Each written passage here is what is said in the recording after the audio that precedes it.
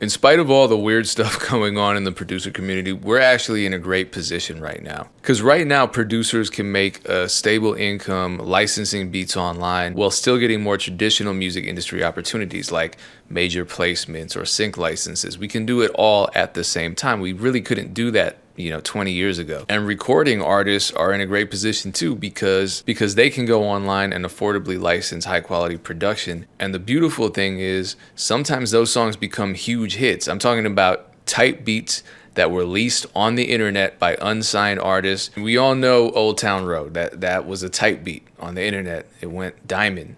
10 million sales. But it's happened a lot more than that. It's happened with Panda, it's happened with Coco, it's happened with Leave Me Alone, it's happened with countless beats. And today's conversation is with Rocktee, who's a producer to whom this happened. He uploaded a type beat to Beatstars, Joyner Lucas found it, and next thing you know, it's a platinum hit. And this interview was like gems right away. So trust me, you don't want to miss it. And this was a free live interactive session brought to you by the Music Entrepreneur Club and Beatstars. We're on every Monday and Thursday at 3 p.m. Eastern Standard Time, Beatstars.Live. Join the conversation, join the community.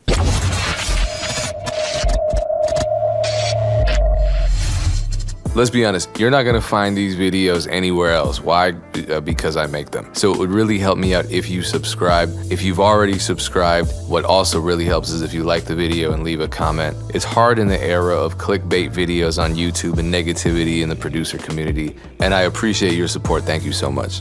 Congrats on going platinum. That was big. Oh yeah, for sure, man. Like that was it was just honestly a blessing from God. And I just stayed in my room every day, just being consistent and following the BeatStars page and trying to keep giving beats to the independent artists because that's who really needs it the most. They're really looking for new content and they're the next person to blow up. So yeah, like it was a lesson that I learned. Like, don't just chase big placements and big artists. Also chase working with artists coming up on YouTube because they make hit records as well. I mean, that's a major key, and we're just starting off the bat with that. I've personally had my beats downloaded by artists that weren't huge at the time and are huge now. Polo G is probably one of the biggest examples, and that was straight off my YouTube page. So what are some examples of some independent artists that you linked up with on BeatStars that ended up becoming, either really strong independent artists with a big fan base or ended up going major? I'd say, Money Man. Like Money Man, I definitely got to link with him right before he had that 24 record with Lil Baby. And right before that record really released, that was when I got in connection with him. I was able to DM him and he replied to me and he gave me his email and I was able to flood him with a whole bunch of beats because I've always been inspired by his sound in high school and in college. So that was I'd say one of the main artists that I'd say that I worked with that was that right before they had that big break song. I was able to encounter them before that and it was just a blessing, God's timing. I definitely want to talk way more about the Money Man connection, but back to going platinum. So that you went platinum for a single actually, which is way better than going platinum for an album. Joyner Lucas featuring Logic. The track is called Isis. Let's backtrack. I know we talked about it before, but how did that song come together? Walk us through the process. Yeah, I was uploading on YouTube 3 to 5 times a day for from the beginning of 2018 when I left my job at Academy, and I just kept uploading beats every day because I just had no other option. I was looking at this music stuff as okay, I need to be serious because I'm still living with my mom. And, I didn't have no other option. I was telling her music was what I wanted. And she said, well, if you're really going to do music, apply that pressure, go hard with it. So that's what I did every day. I tried to at least put 3 to 5 beats out on YouTube from around the beginning of 2018. And then I'd say from there, that's what led to that platinum record, keeping a consistent uploading schedule and sticking to it and not not ever falling back from it. You have to really, really be consistent and dedicated to it. And it's hard to do that because some days you don't feel good. But the day that I made that beat, I didn't like that beat that much. And I was just like, oh, okay, I'm going to just upload it just because maybe somebody will turn it into heat. Maybe the way that they're going to rap on it is going to make me like it differently. So that's how, like, even if I don't like a beat no more, I still put it out because it's like, the way they might hop on it might change the whole vibe completely than when I first heard it. So I say, yeah, take them risks. So let me get this straight. Joyner Lucas found that beat on YouTube or BeatStars that you uploaded? Yes, it was on YouTube, and but I uploaded it to BeatStars though. I always put a purchase link to my BeatStars, and we didn't do business through BeatStars, but the whole idea is that it was stemmed through BeatStars' selling method that I got to that point. Like BeatStars encourages you to upload consistently to see success. And I think this is a new thing that BeatStars can also tell people is that if you upload more frequently, there might be that next hit artist looking for a beat on YouTube, and then you may be the next one to blow up, and then you can live life, doing more. So then what happened next? So Joyner Lucas, did he reach out personally and say, yeah, I want to use this beat? And then all of a sudden, the song gets done. Then what? The label steps in and you start negotiating? Yeah, he reached out to me through DM, and he just asked me to send the stems. And he was going to send it to his engineers and other producers that he was working with. The other producer he worked with on that record was Boy Wonder. So he took the track outs and sent it to him. And knowing Boy Wonder, he really made it go harder. And then that's what made it, like all a collaborative effort at the end of the day. And that's how it really happened. And then after that happened and the song came out, I just sent my lawyer's info to him.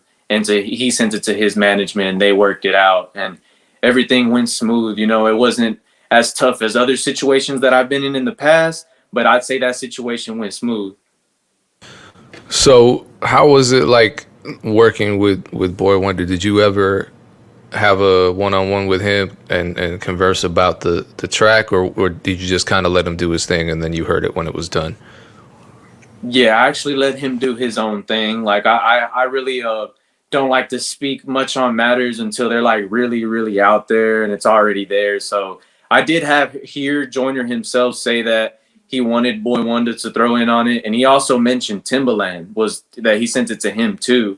And so like, I really was like, okay, like we'll just wait and see, until it comes out. And then when it officially dropped, that's whenever I said, thanks for throwing in on it, and then showed love back. It was really cool, to get love from someone in that standard in the game, and they're showing love still. Much love to Boy Wonder.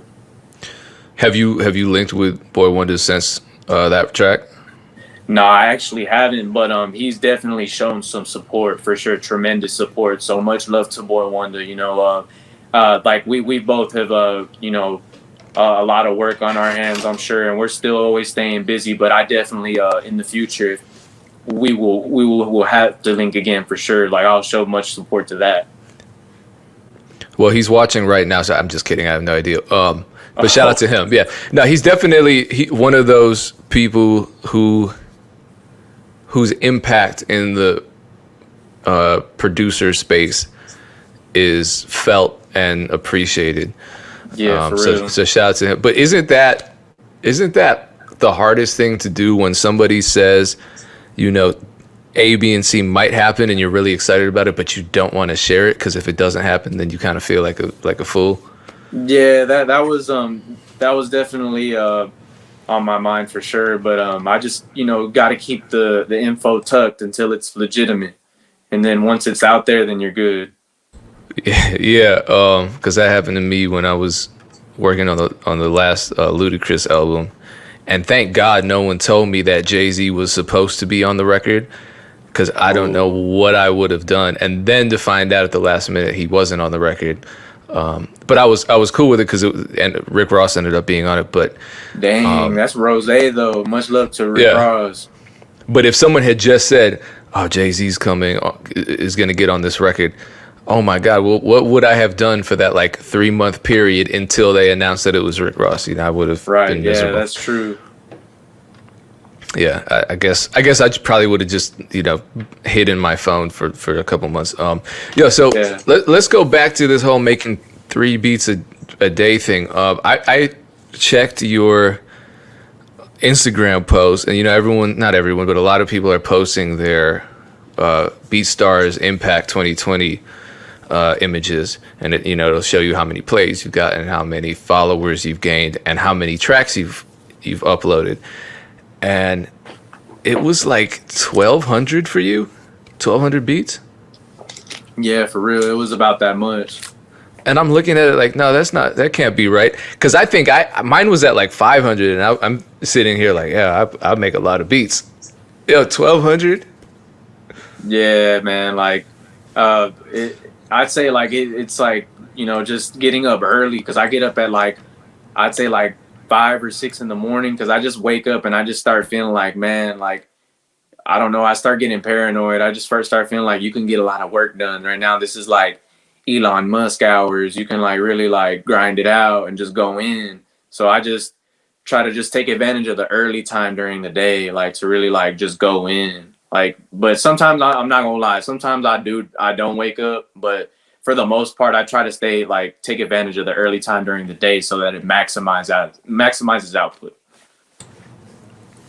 Okay, do you ever go through periods where you need inspiration and maybe you're experiencing beat block, or I don't know, what do you do to make, because I get asked that all the time, because I think I make a lot of tracks.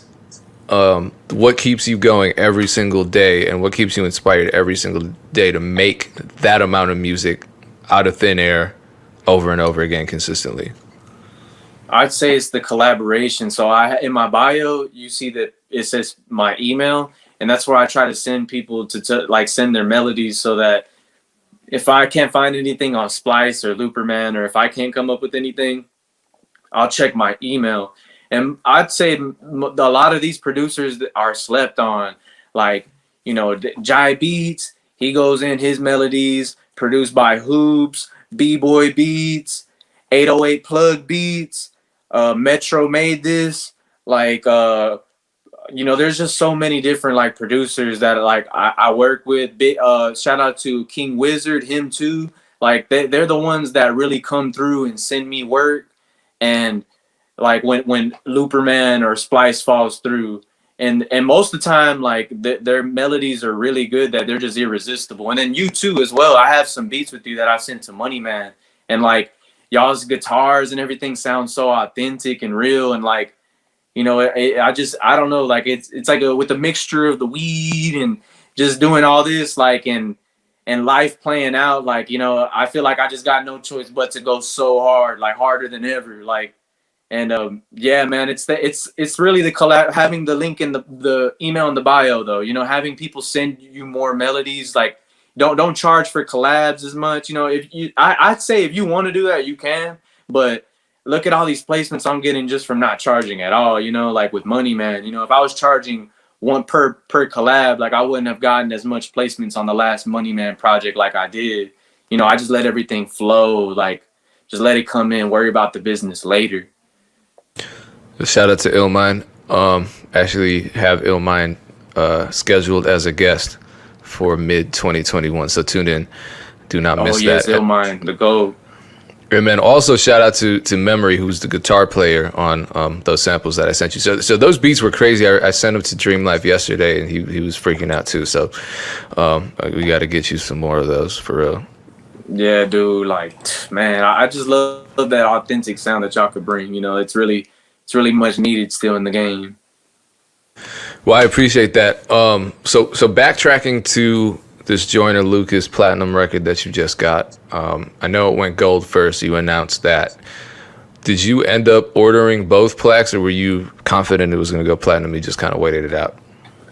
I was told that, or when I called like Jewel Box Platinum, and I said I wanted to do that, and then they were telling me that he was going to send it to me. So I was like, oh, okay. I I'll just wait it out. Maybe Joyner's aware of where it's gonna go because he sees the stats of where everything's going because he released it independently. So I'm sure he knows where it's gonna go. And yeah, I just leave it at that, you know, like and just keep working. And there's definitely some other work that I some Billboard plaques that I could order too. And you know, yeah, man, like as soon like that's usually how it happened though. Like with the Joyner record, like I called them and they were saying that they were gonna send it. So I was just like, yeah, I'll just wait on it. You know, it's really no rush. Like I really just want to get to the work, and then whenever that time comes to get the plaque, I'll like take a picture with Lone Star because that's definitely who I want to like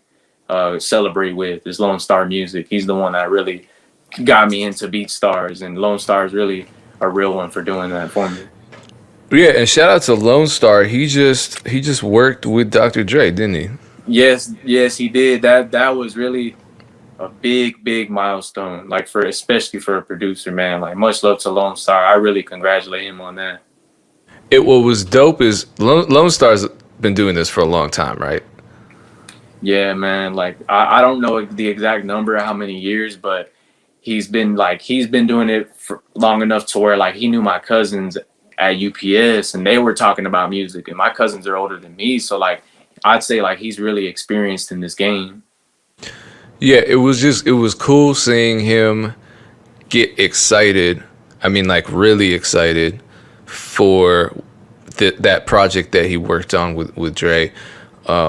Just because, and I feel like you have that same energy where you're excited to make music. And I know people will ask me, you know, I got beat block.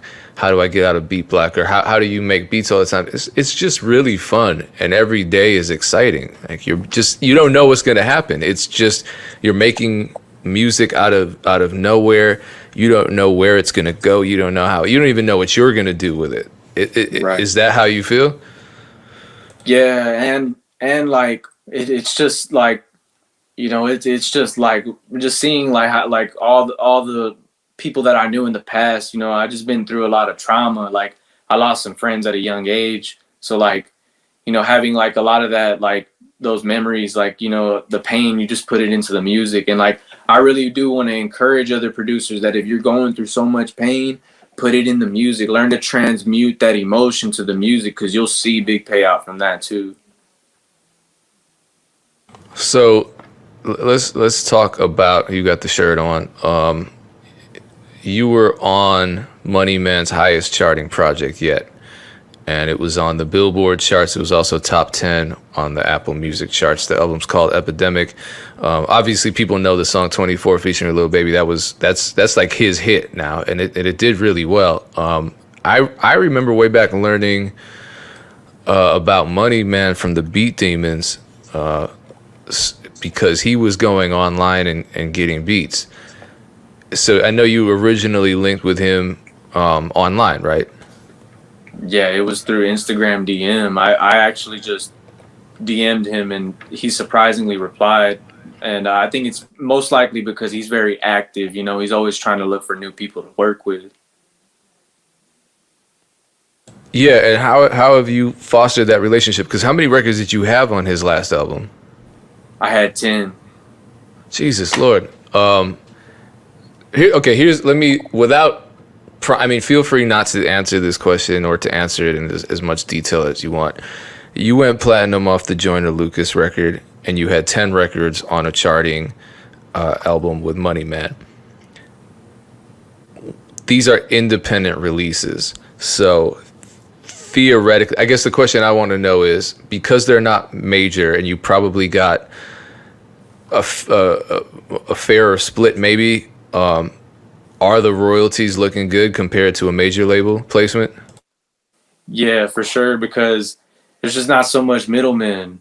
There's not so much like going on. Like I'm just collecting just on my own, and rather than spending all of my money and like, you know, and not doing the smart things, I'm just saving it and just trying to be smart. Like I want to invest into my own like business in the future. Like, and I do look into weed, but there's other things than weed in this world that you could profit from, like just like these beats. So, yeah, like I'd say that definitely, being independent is what got me more money. Cause I remember prior to like the ISIS situation, people were trying to sign me in publishing deals, but I just never took them because, they were asking about, they wanted a certain percentage of things that I was getting on to manage me and all that. And, that all I thought about was how that's just cutting the check shorter, when you could just learn to do it on your own and just try to be more disciplined and take the risk. And I feel like that's what I'm doing, like I really just wanted to take the risk upon myself and just stick the independent route, like just have full faith in like yourself and just let it right, let everything go. So you're self-managed at this point, self-published everything? Yeah, I did everything just by myself, like with my lawyer and with mainly with my brother, us like spending time to like do research and figuring out where to collect from, and with Lone Star as well. Lone Star has really been somebody who's given me game on where to collect from, and that's just where I feel it's more trustworthy because I really don't want to like be with somebody and then they're collecting for me, but they're not showing me exactly where it's coming from, and like they're just handing me the money. So let me ask you, with all the research you were doing, what was something that surprised you about the music business and collecting royalties? What surprised me is that like just how easily people are like handing out these deals. Like, because I thought that like whenever I got like a big song, that like things would like dramatically change, but no, like I feel like all it really did was make me more aware of like how where I should be trying to what I should be trying to do and where I should be collecting from, and just being more cautious about people who pull up on you, because there's been a lot of like snaky people that have been in my DM trying to manage me and trying to hit me up, and like I noticed like it may not be me, but you never know. Like not everybody thinks the same way that I do because everybody's human. Like they may take a deal like that where they get managed by someone who ain't really like in their favor, and they had a good run and they can't release music, and that's the part I don't want to risk. Like I don't want to risk my BeatStars flow. Like I'll never risk my BeatStars flow. Like because I know that money is more promising than a deal to, in my opinion, because I see BeatStars money every day. A deal, they just give you, like I think they really wanted, from in my experience, from what I've been offered, they just wanted to give me money that was up front. But it's like, I'm already making this money off BeatStars, like I don't really need your money. I just need the connections. Like I don't need ownership. I just need the connections and we split it even. That's really what I want more. And then we both can work that way and I could be my own brand still. So it just taught me more to really be more prideful in your own brand and your own YouTube channel, your own authentic creations, and don't lose faith in that. Like you don't need to rely on like bigger people in the game to be successful.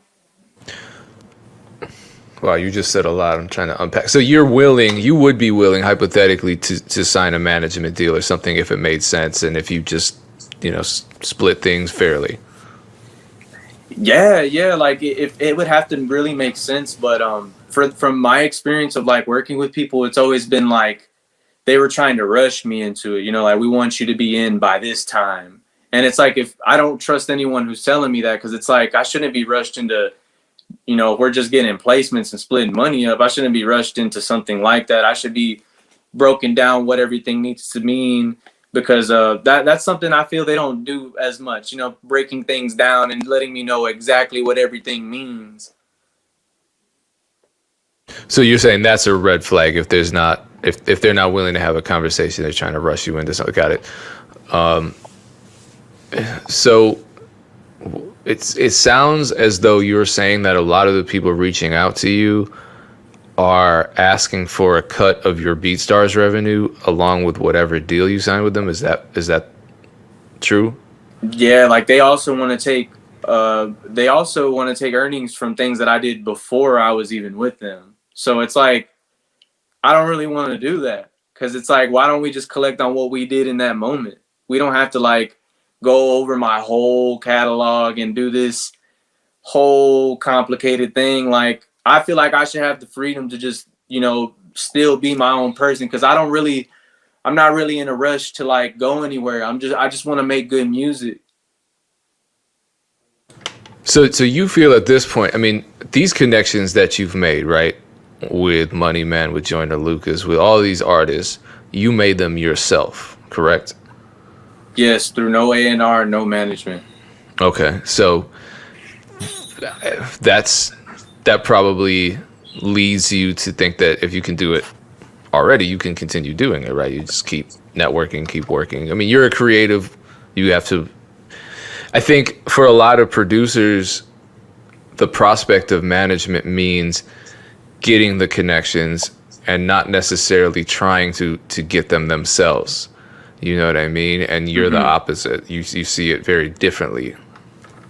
Yeah, like I really feel like if you it's for I'd say if it wasn't this pandemic, I would really be networking and being out more. But it's been an impact, so I just been kind of laying low, doing it through online. But I still feel like that's working out. But for sure, like if the management stuff isn't going to be the route that a producer that is independent is going to do, then just show up to those events like South by Southwest, and really go to places like that, because they like you can really make connections there. That's how I made my connections when I was trying to come up. It's very tough, but you have to really like put yourself there in person and talk with them. Like, cause I really do wish I can be back in person with artists again, like before the pandemic, cause that was like my favorite thing to do.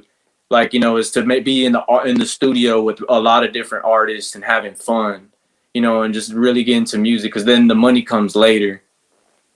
Have you done any virtual sessions? I know people are doing sessions on Zoom. I have, but like it just didn't really feel the same. So I was like, man, like I don't know, like I just really just been staying like right now just in the flow of sending Money Man work, because he's really just we have I'd say I don't know what the exact number of how many snippets we have in the vault right now, but it's at least like about 5.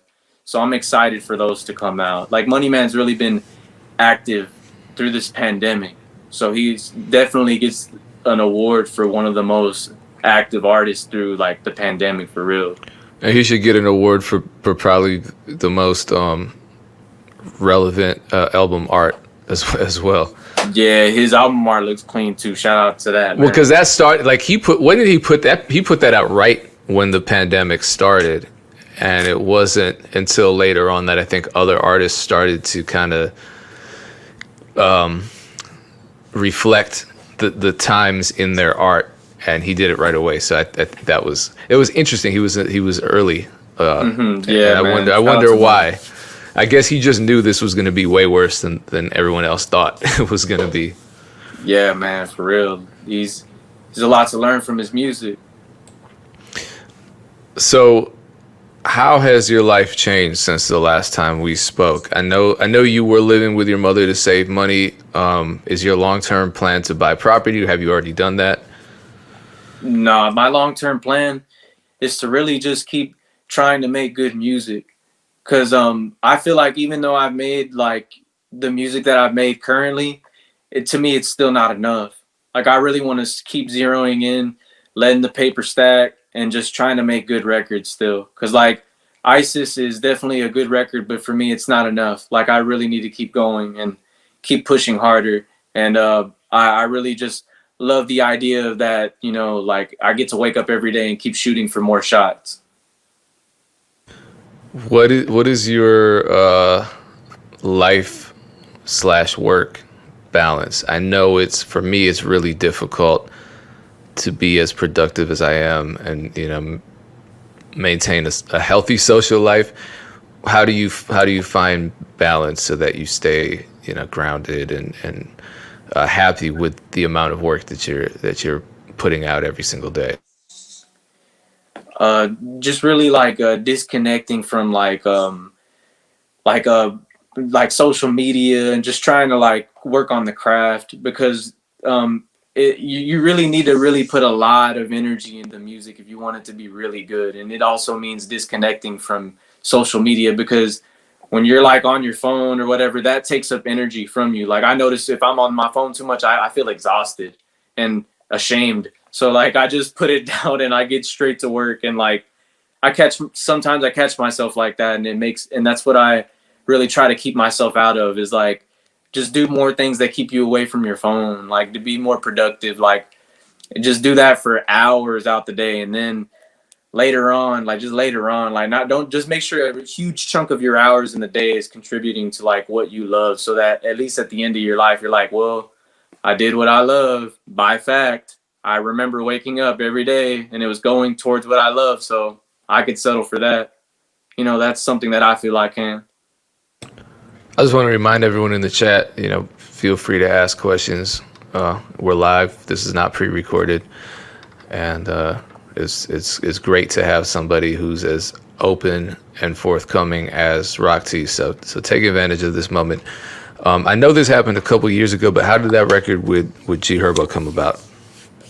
Oh, shout out to Sosa 808. I was sending him melodies, and he had said that he needed beats for G Herbo. He was going to be in the studio with him, and the way I linked up with Sosa 808 was through an Instagram DM. Like what I do is I'll go to, like I'll see another producer be in the studio with other people, or they'll post a placement and they'll tag a whole bunch of producers. I follow all of them because you never know like what type of work you guys could do together. And that's kind of how I came about with Sosa 808 and all the other producers I've happened to come across. Word. That's good advice. We got a couple questions coming in. For sure. Let me ask this one first, and then I want to tie this other one into something else. Bufo wants to know if you feel like Cannibus has had a positive influence on your creative process. Yeah, for real. I feel like it does. I'm not afraid to admit that. Like, I feel like it really does make me like, just like whenever I first make my first beat of the day, when I go through the first three, I feel kind of tired, and I'm like, oh, I need something to kind of keep me going. So I'll just, have a smoothie. I got that ninja. I'll make a smoothie and I'll hit some of the bud, and then, like after you have that, you feel like you can make about 4 more beats, and then have something, just really mix like the cannabis with like a good diet and everything. That's kind of what I try to do, and drink a lot of water too. Like I don't like to make it just cannabis. Like make sure if you're gonna have cannabis, also have like something else like water, a lot of water, to keep you going. You don't want to just crash out and have too much grease in you and like like greasy food. So that's really what I feel like. Cannabis really can help you, but don't just think it's just cannabis. Also have water. Water helps out too. Let's not sleep on H2O. So like, yeah, cannabis does help, but H2O too. What do you put in the smoothie? I'll go to the store and they have like a whole bunch of like berries, pineapples, oranges, kiwis, and I just throw it all in there, and then I get a little bit of cranberry juice. Shout out to Dogface. And then I blend it all up, and then I pour it up, and I put some ice in there too to keep it like, just real cold. I like it real cold. And then, yeah, man, I feel like that's what really gives me the energy to keep going. Like cannabis does help, but like the real, I think, is the diet, the diet part.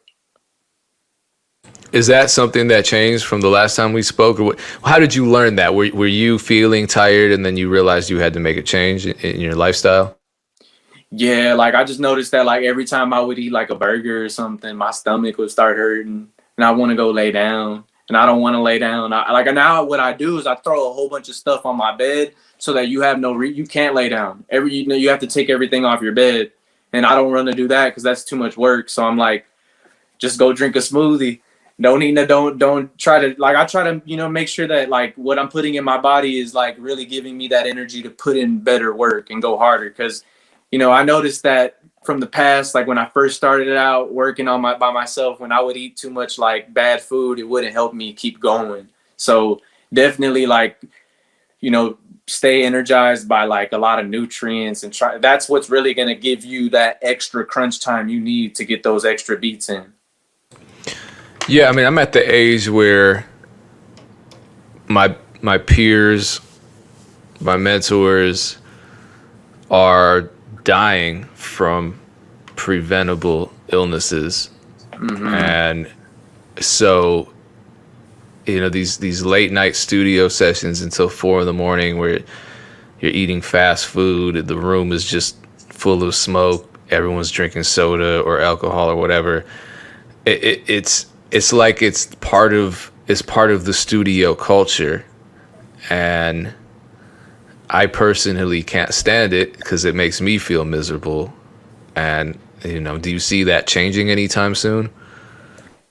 Yeah, I do, cause like just with like the with substance abuse going on in the world, a lot of people are having some issues with substance abuse. So like I feel like you know that eventually we'll run away from, like, we won't run away from it completely, but I feel like we'll sway away from it. It won't look as cool as it did, like, you know I guess in the eras that it did come out, because I know it's been around for a while, but it's fluctuates. It has popularity throughout the years, and I think it through as we get older in time, though, like, people are going to encourage to like have better diets and like focus on like their diet to get work done, because that's what really matters. Like your body is like, you got to take care of it, because if you don't, then if you don't get sleep or any type of good food in you, then you can't create that music, you can't create that magic, because you don't feel good. Well, yeah, and you might not be around to enjoy the lifestyle that comes with all that work you put Yeah. in. So, hey, more congratulations. You just hit 1 million BeatStars plays. So you're about to get the big BeatStars plaque, I believe. Yeah, it's gonna go up here. That like yeah, I was honestly like, man, I really want to have the other plaques too, but I'll just be patient. I'll just be patient.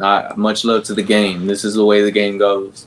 Well, that's the beautiful thing about BeatStars. They send it to you, whereas most of the other, I mean, Billboard, Spotify, RIAA, they send you the jewel box, and you got to pay that $300. Yeah, damn. But hey, you're getting that independent royalty money, so that's nothing. But when you first started selling beats on BeatStars, was it easy? I mean, reflecting back on now that you're at 1 million plays, was it easy, or did you have to put in a whole lot of groundwork? And what was that like for you? I had to put in a lot of groundwork, because nobody was gonna, like, you can have some dope beats on there, but artists, like, they want to find, from my experience of working with independent artists closely before BeatStars, they always would tell me, send me more than one beat. I want an abundance. I don't want like just 2 or 3 beats. I want an abundance of beats, so I know what options I have to get creative with. So I just look at my catalog as that, like, the more the better. And then if you do the math, like, if you sell like if you sell the BeatStars leases, a wave lease for at $50, and you got 2,000 on there, 50 times 2,000, that that's all that right there. Like, that's really for you. That's money right there for you to get. But you just have to be consistent and make sure the work is bumping. Make sure it's hidden in the mix. Make sure it's working for them, and then they'll be on their way to use it. And yeah, so it does take a lot of groundwork. You don't just settle at 100 beats on the catalog. Shoot for them big numbers. Like, this music shit is not going anywhere, in my opinion. I think more people are going to get involved, like, just like how I did. There was already a lot of people before me, so I could only imagine the more people that are going to come in after me, and everyone else that has come in before me. So it didn't take off at the beginning. How did you maintain that level of faith? Because it's easy to just try for a month or two and then say, nah, this isn't working, it's all a lie. But what made you persist for, I don't know how long it took for you to actually feel like you were starting to make a living off of this, but it must have taken some time. It wasn't just a month or two.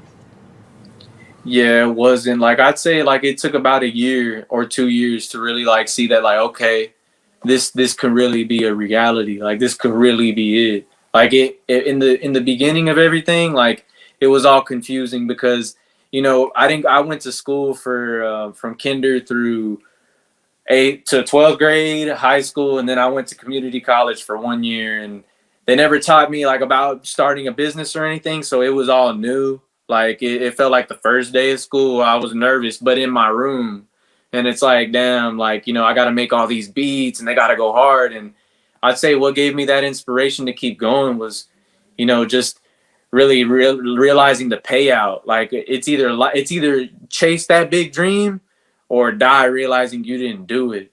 And I couldn't settle for dying realizing I couldn't go up. Like I'm very young. Like I'm 22. So like I'm not gonna like just quit on life at 22. Like, nah, I can't do that. Like, there's still enough time. And I'd say big shout out to Gary Vee, because Gary Vee was really somebody I was watching. Well, like when I was going through that beginning phase of like trying to come up, like watching positive content, like, you know, making sure you fill your mind with positive things. Like, don't think about the negative things in life. Think about positive things. Like, because when you think negative, like it's very contagious and it gets around the room and everything. So we gotta like be aware of that and like move optimistic. Yeah, when I had that talk, I had Dream Life was a guest recently, and I had this talk with him where I said, you know, when we met, and it was actually at a BeatStars event. It was at A3C, but BeatStars had the BeatStars Summit, and I was in that negative space where I didn't understand the game on the online leasing landscape, and what helped me was just talking to the people that were already doing it. So you had some mentors, right? That at very least showed you that they were doing it, so it didn't seem like something completely elusive that it was so foreign to you. You actually saw other people doing it. Yeah, that's exactly how it was. Like I noticed Lone Star was making a killing on there. He was showing me like what he was making, and then just seeing like other producers like doing the Beat Stars, and I remember seeing your channel as well. You know, seeing you upload, that was inspiration for me, and really just looking at y'all's pages and following like the flow that you guys would go in, and then try to, I guess, like innovate in that flow. What can I provide in my and make my own flow based on watching them, but now make your own flow. And it was inspiration.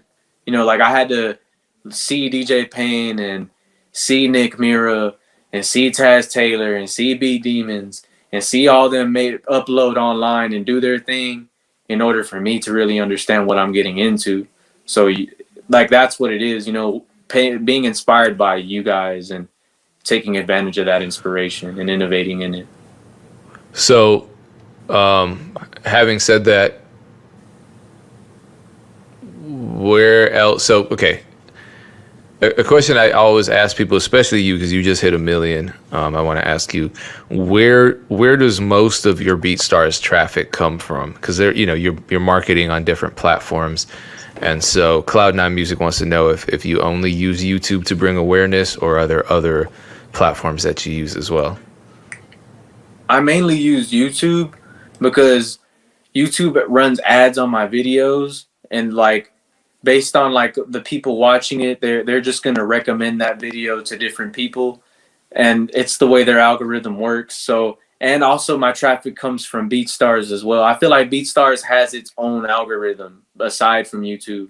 Like I feel like you can have success on BeatStars without a YouTube channel probably, as long as you upload constantly and people will find your beat. You know, it's just a matter of, you know, being consistent where that traffic's going to be at as well, like on YouTube.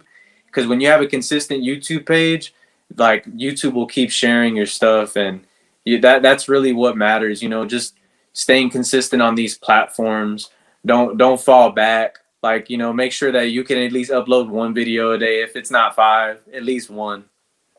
Okay, so let's talk about YouTube then, because you're about to hit the 7 million YouTube view mark, and your YouTube strategy, it seems like it changes from time to time, but it also seems a little different from what most producers do. So, for example, you will post multiple beats in a single day to your YouTube channel, right?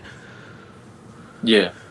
What are some of the YouTube strategies? I know everyone's different, but what are some of the YouTube strategies that have worked for you?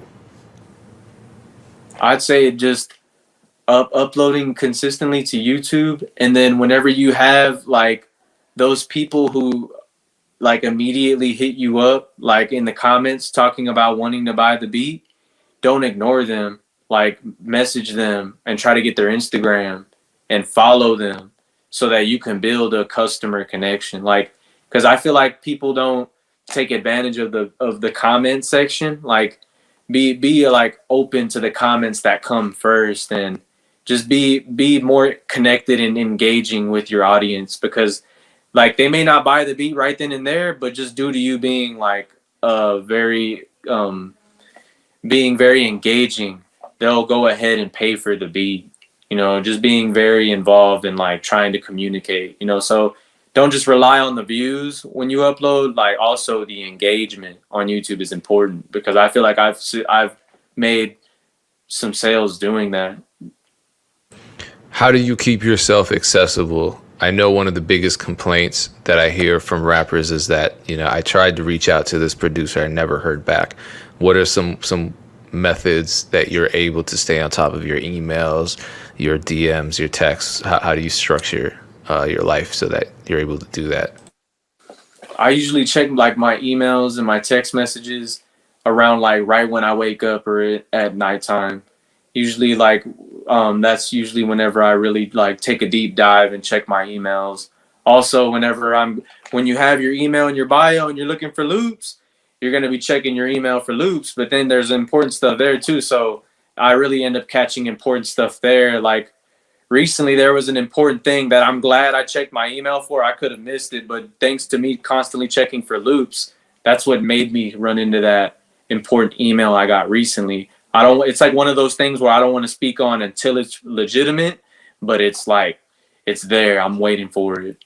And like, but I could have missed it if I wasn't checking my email. So thankfully, having that email in my bio where people are constantly hitting me up, sending me snippets, sending me loops, that's what keeps me checking my email, because I'm also trying to check for the fire loops that I'm going to use throughout the day that's going to be sent for placements. Okay, that sounds like something that we should talk about in a follow-up interview. But here's a pretty open-ended question. What do you think makes a good beat that rappers want to rap on? Man, that's really a hard question, actually, but I'll go ahead and answer it the best way that I can. And I'd say what makes it, repeat the question again. I want to hear it again. So what do you think makes a good beat that rappers actually want to rap on? I'd say if the mix is really good. Like if the mix is good, it'll encourage them to want to put it out, because they're optimistic about the sound quality, and you know that's really important nowadays. I feel like the mix, like trying to get it right. So like if you have a good mix, like something that sounds good, then that will definitely like encourage the artist to get on it. And let's not sleep on the melody. The melody too.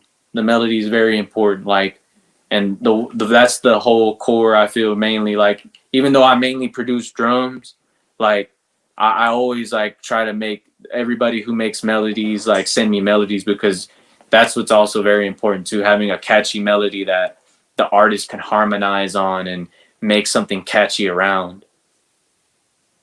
So obviously your mixing has evolved over the years since you started. What are some mixing tips, and maybe what are some mixing mistakes that you fixed as you gain more experience mixing your beats?